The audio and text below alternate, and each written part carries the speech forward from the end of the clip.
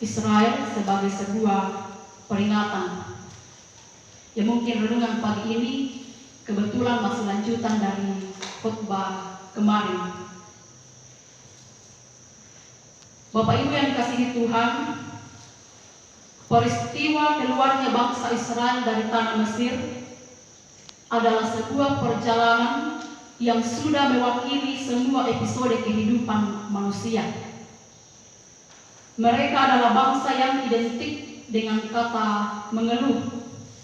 Jadi setiap ada persoalan, yang menjadi senjata andalan mereka adalah marah, mengeluh, emosi yang tidak dapat diredam hanya dengan kata-kata nasihat Musa, dan kata-kata meremehkan pimpinan yang selalu keluar dari mulut mereka.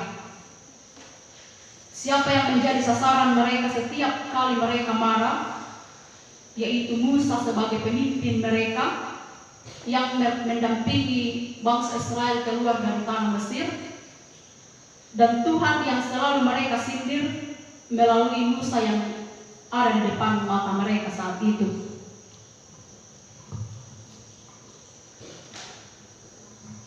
Bapak Ibu yang dikasihi Tuhan, kali ini yang membuat mereka emosi dan yang mereka keluhkan adalah persoalan air minum. Padahal dari semua perjalanan mereka, seharusnya persoalan makanan dan minuman bukan lagi persoalan yang perlu diperdebatkan. Apalagi mereka hampir melempari Musa dengan batu karena emosi yang memuncak. Mengapa makanan minuman seharusnya tidak perlu diperdebatkan lagi? Karena berulang kali Tuhan menyatakan pertolongan kepada mereka. Kita ingat peristiwa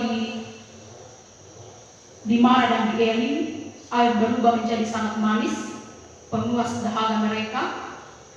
Peristiwa manna Sabat dan burung puyuh sebagai makanan, dan banyak lagi mujizat yang mereka saksikan dengan mata kepala mereka sendiri. Tiang awan dan tiang api, laut terbelah, dan bagaimana Tuhan mengantar mereka keluar dari tanah Mesir dengan berbagai mujizat yang Tuhan perlihatkan kepada mereka. Dan seharusnya tidak lagi membuat bangsa Israel marah dan khawatir akan keberlangsungan perjalanan dan keberlangsungan kehidupan mereka ke depan. Namun apa yang mereka lakukan, bukannya meminta dengan baik, atau secara logika kita pikir mereka adalah bangsa yang besar yang tidak terhitung jumlahnya, harusnya mereka bekerja sama untuk memecahkan sebuah masalah, apalagi hanya persoalan air minum. Tetapi mereka justru bersungut-sungut, dan suatu ungkapan dalam ayat 7 yang benar-benar memilukan hati Tuhan. Adakah Tuhan di tengah-tengah kita atau tidak? Pantaskah umat pilihan Allah yang sudah mengalami berbagai pertolongan Allah mempertanyakan keberadaan Allah dalam persekutuan mereka? Mengapa mereka selalu berkata dan bertindak seperti orang yang tidak mengenal Allah? Kisah bangsa Israel dalam sepanjang pasal 7 dalam ayat 14 kemudian dituliskan sebagai sebuah tanda peringatan. Peringatan yang akan menjadi peringatan keras juga kepada generasi berikutnya. Dan juga peringatan untuk kita ketika berada dalam sebuah persoalan, berada di sebuah posisi yang sulit, atau seakan-akan doa tidak terjawab, jangan sekali-kali mempertanyakan keberadaan Tuhan. Yang kita yakini bahwa jangankan persoalan air minum, bahkan Tuhan mampu mengeluarkan air dari gunung batu pemuas dahaga kita. Jadi seberapa besar keyakinan kita kepada Tuhan akan terlihat dari bagaimana cara hidup kita sehari-hari. Jadi jangan kita bertingkah laku seperti orang yang tidak beriman. Ada sebuah lirik lagu rohani yang liriknya mengatakan, aku mau menari dalam hujan, aku mau tidur dalam badai, karena aku tahu Tuhan menolongku dan menjagaku. Jadi dalam syair ini benar-benar yakin bahwa Tuhan tidak akan sama sekali tidak akan menutup mata ketika kita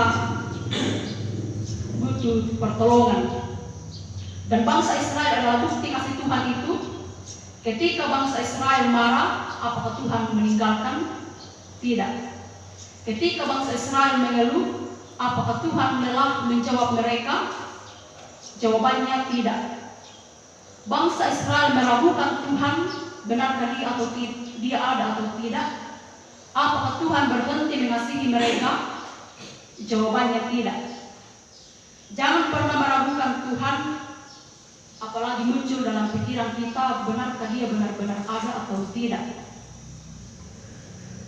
Bapak Ibu hamba-hamba Tuhan, Tuhan mempercayakan pelayanan kepada kita menjadi Musa masa kini yang akan menggembalakan jemaat sampai saat kita menemukan mata air kehidupan dan kebahagiaan kekal di akhir periode zaman dunia ini.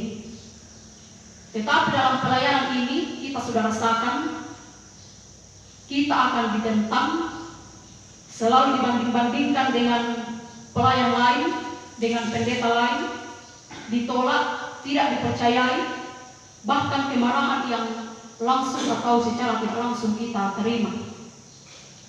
Namun jangan pernah mengandalkan kekuatan kita sendiri, karena bukankah kita juga manusia yang terbatas. Sekalipun kita hamba Tuhan, tetapi bukankah kita juga punya kelemahan dan keterbatasan. Bukankah Tuhan adalah solusi terbaik, jalan keluar yang melampaui akal pikiran kita manusia? Bukankah kita berkomitmen untuk berusaha menjadi apa yang Tuhan inginkan, bukan menjadi seperti yang dunia harapkan?